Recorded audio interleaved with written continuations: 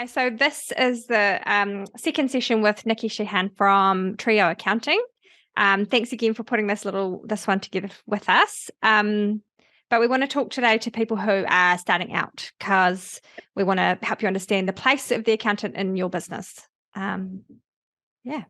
Absolutely. Cool. Really nice to be here and be back again. So, and I'm looking forward to it because this is a topic that is near and dear to my heart, not just because I'm an accountant, but also because I see the impact when people don't get the right financial advice at the start. And I totally get that, there's a cost factor involved. But I also think we also have in New Zealand a real DIY attitude and approach, and we kind of I don't know whether it's like our Scottish heritage that like our Scottish roots of the early European settlers, but there just seems to be this resistance to paying for anything that we think we could possibly do ourselves. And while there are certainly things that you can do, there are things that actually you will need help with, and it can just really help to get things set up and structured right from the beginning. Yeah, and I'd second that because from our side, we see it 12 to 18 months in when, if something had been done better earlier, you'd have a lot more choices. Yeah. And I think coupled with the DIY attitude, there's also a little bit of keeping it to yourself with regard to money. So people sometimes find talking about money really difficult and quite a vulnerable experience. But Definitely. Realistically, if you're going to go into business, you're doing so for the purpose of making a profit for the shareholders. And in order to do that, you need to have smart accounting in place, really. Yeah. So what is the relationship of an accountant and business? Yeah. So I just I want to go back to some of that stuff you're talking about. Sorry. You unpacked a whole heap of really cool things that I see all the time. So the first thing that I just want to say is when it comes to that vulnerability, absolutely talking about money is something that's really personal. We're not very good at it in New Zealand. We feel there's a lot of sometimes embarrassment and shame wrapped up in it. So the first thing I want to tell you is that you are not going to meet an accountant who has not seen what you're going through before multiple times. It feels really embarrassing, really shameful, but if you're struggling and you don't really know what you're doing, you don't understand it, don't worry about it. There is a reason accountants keep a box of tissues in their meeting room, because we see it all the time and we understand. So don't feel embarrassed or ashamed. And if you feel like that around your accountant, then you are with the wrong person, and change. That's as simple as that, because your accountant should be your biggest cheerleader and your biggest supporter financially, around the financial side of your business. Mic drop.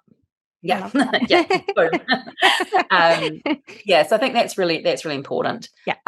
In terms of the relationship between you and your accountant, it needs to be the kind of relationship where you can there needs to be trust. You need to be able to trust them enough to be open and vulnerable.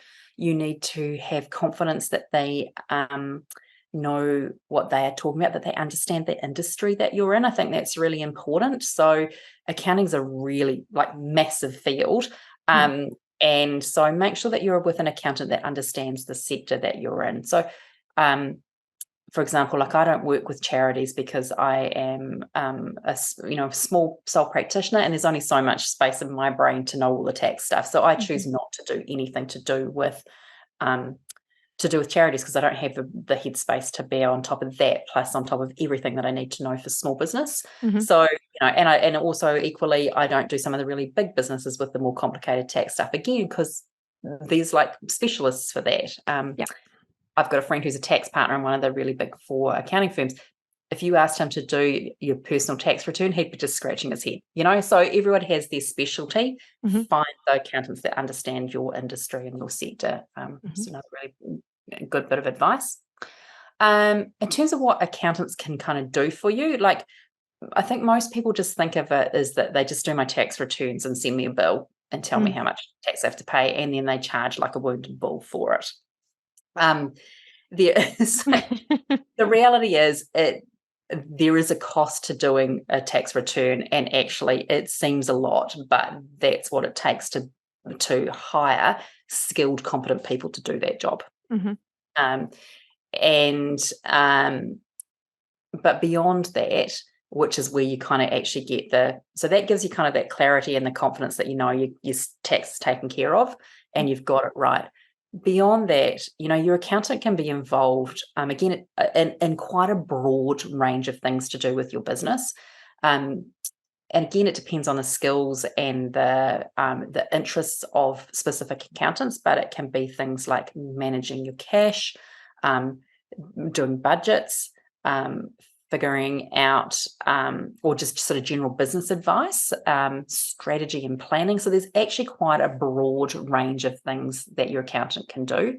Mm-hmm. And then there's also, sort of the other part of it is just that general answering of questions. So what are the best systems to use to set up for your business, to manage your finances, and to keep track of all your expenses. What's good software to use to help kind of automate a lot of that sort of stuff. So whether it's just thinking like stock management, inventory management, Mm-hmm. Time sheeting.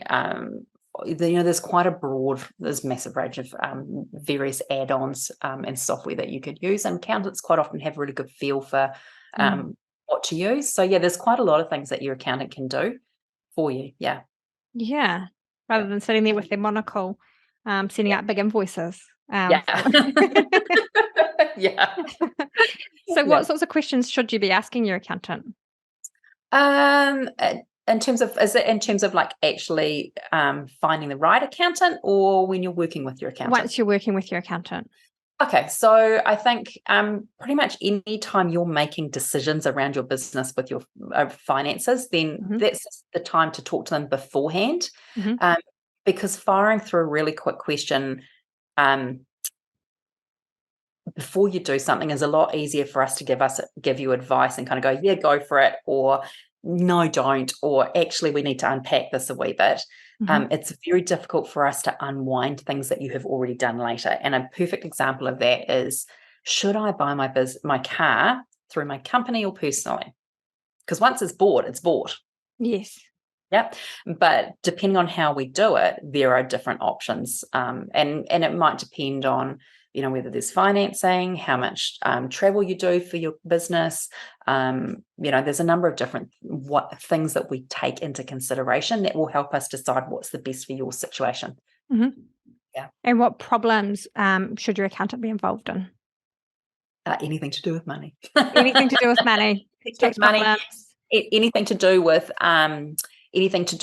big, actually even right from the start, in terms of deciding what's the best structure for your business. So I see so many people that come to me and they've set up a company and they didn't need to.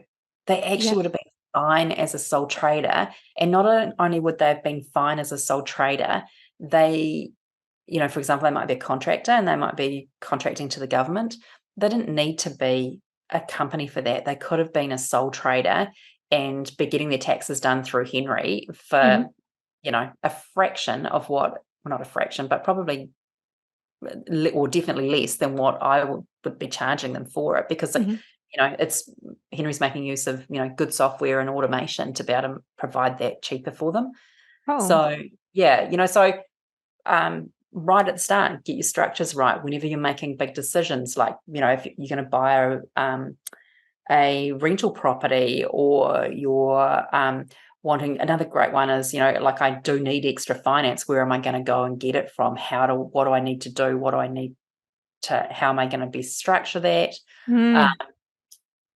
How to collect debts is another really good one. So if you've got slow payers, have a chat with your accountant and get some advice on how to best do that. Cool. Yeah. Yeah. And one that we see is people going, oh, if I just have 30 grand cash, everything will be right with the world. And I always say, is that what your accountant said? Because sometimes that's not the reality, actually. You're just chucking money in a hole. But if you plan for that money, you figure out the costings of it back against your budget and figure out if it's actually smart money, if it's going to do what you think it's going to do before you take that loan, before you accept the funds. It's probably a lot smarter than grabbing that loan, chucking it in a hole and living with the reality of paying it back. Yeah, and I think another thing where it's really good to get your accountant involved is when you are sort of, and it's always one of those double-edged swords, right? Because you might be struggling cash flow wise, so you don't have money to pay your accountant, but equally, if you don't, then you could be missing out on something that an accountant can quite quickly go, oh, here's the problem right there. And I had a classic example with that where I had a relatively new client to me. She was really struggling cash flow wise. She'd had a business coach that she'd been working with, and still nothing was changing. She had a whole lot of loans. She had debt to IRD. And we sat down and I just went, oh, here's your problem. Your problem is actually that your charge out rate is not high enough. And so we fixed your pricing, fixed everything else.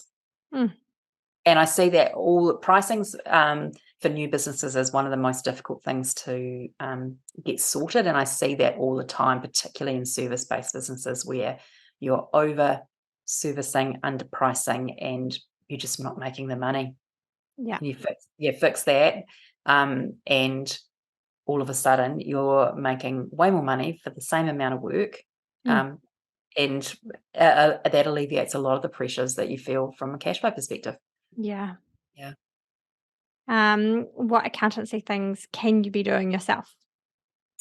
Yeah, cool. So I think the first thing I suggest is get help to get your software set up, and so it's done properly. Get some training, and then you can get on and do your bookkeeping yourself if that's what you want. But make sure you've got the training. And I would really suggest, so what I tend to do with my clients is when they come on board, if they're already on Xero, we do a review and just check to see whether there's any problems. I always like them. I do the GST returns for the first couple of months, and it's not because I love doing GST returns. It's to actually make sure that everything is done properly and that they know what they're doing in terms of what they can claim, whether they're claiming GST on stuff or whether they shouldn't be claiming it, that they are using Xero correctly. And then once they are up and running on that, then I hand it back and they go away. They can go and do it themselves. But there's this confidence that they know they're doing it right. I know they're doing it right. And so it means at the end of the year, I don't have to charge them as much because I don't have to clean up a whole lot of mess. Yeah, nice. Yeah. And so I think that's really important. So pay for the training, invest in the training, because once you know what you're doing, the software does make it relatively easy, but it's garbage in, garbage out. So if you're not getting the information going in right, then you're going to cause yourself problems. And things that I've seen happen there is like you might end up with double ups of transactions. So you end up paying more GST than you should. Or if you're importing products and you're paying like big whacks of GST, if you don't put that into Xero properly, you won't actually end up claiming all of that GST back. So, there's just little things like that, that getting the training and having someone check it for a couple of months can really make a big difference. Yeah. So, and what advice do you have for people getting started with an accountant? So I think that the most important thing is make sure you've got a really good rapport with them. So that's the most thing. You have to be able to have the kind of rapport with them to know that if you got in the shit, that you could ring them up and tell them without feeling judged. Yeah. I think that's the most important thing. You want someone that can explain stuff to you in plain language so that you understand it. You're not sitting there going, yeah, and going, I've got no freaking idea what they're saying. That's just like a foreign language. And I think also the other thing is communication. So you want to make sure that they will return your calls in a timely manner. And I just see sometimes I feel like I'm apologizing for my profession a lot because accountants just are not responsive to phone calls. And look, part of that is just the fact that there's a shortage of accountants, so mostly overloaded. The other thing is actually they're undercharging, so they don't have the capacity to be able to answer your calls. So, it's kind of one of those things, like in some respects, you do get a little bit of what you pay for. So if you go for someone that's super cheap, they may not have built in enough time into their monthly package that they're charging you to be able to answer your calls in a timely manner. Yeah. Okay. So, Well, as before, I'm going to leave some contact information directly for Nickie because, she might resonate with you and you want to extend the conversation. And once again, thank you for taking the time to break it down so simply for us. yeah, my pleasure. Thank you.